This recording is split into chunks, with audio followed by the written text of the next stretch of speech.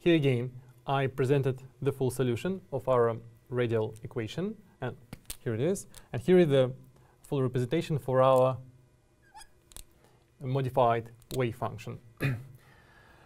Now, let's investigate the behavior of the solution at large and small values of r. First, the small values of r. Now, let's recall the asymptotic behavior of the Bessel function at small values of the argument. The Bessel function is presented by their convergence series, which looks as follows.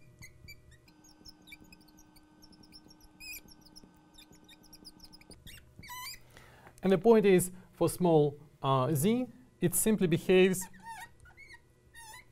like z to nu. So when nu is negative, then the function diverges at z tending to 0. So in our case, it's unacceptable. Our solution should be finite at all values of r.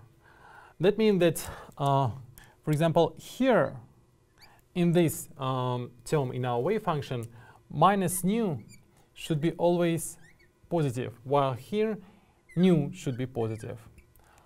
All this allow us to rewrite the expression for our wave function as follows.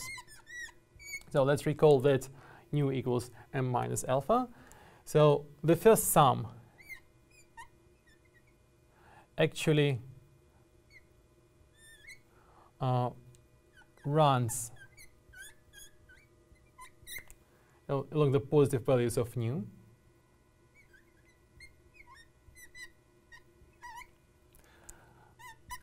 Here I redenoted IA nu to with AM because, well, obviously we changed the numbering. Well, we can always do this, so I hope you don't have any problem with this. And the second sum, which contains B, runs along along the negative values of nu. So let's call it B m times G minus m plus alpha. And here we require that m minus alpha should be negative. Now it's quite obvious that this total sum can be rewritten in the form of a single sum of arbitrary m, but the Bessel function should be taken with the modulus of its index. And here is the most general form of the solution of the Schrödinger equation corresponding to Aharonov-Bohm effect.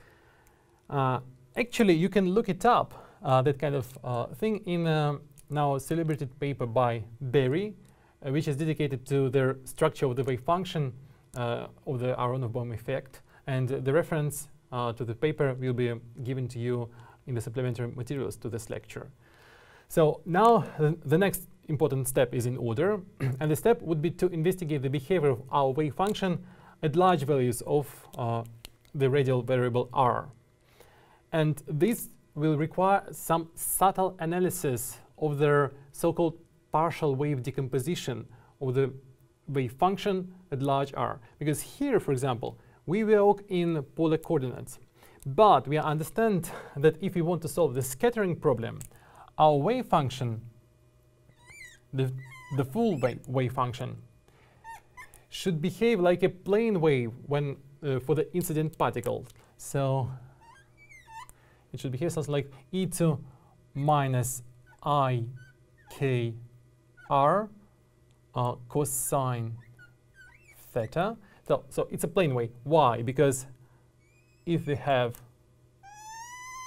the view from above, here is our solenoid, x and y axis, and here is our polar angle theta.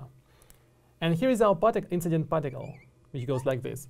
So it's the plane wave is defined as e to I, the scalar product of incident vector k and radius vector r.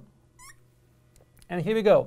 Here is our incident vector k, wave vector k, and here is our vector r, and the scalar product is precisely minus kr cosine theta. So this is our incident plane wave. And then there should be a scattering wave, which is the scattering amplitude f of theta divided by the square root of r.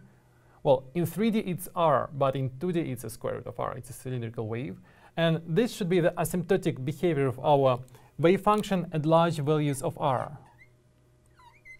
So somehow we should see, we should recover that kind of behavior, this asymptotic behavior, from our decomposition, so-called partial wave decomposition of the original Schrödinger equation represented in this form. And let's see how it is done in the case first without magnetic field and then with magnetic field.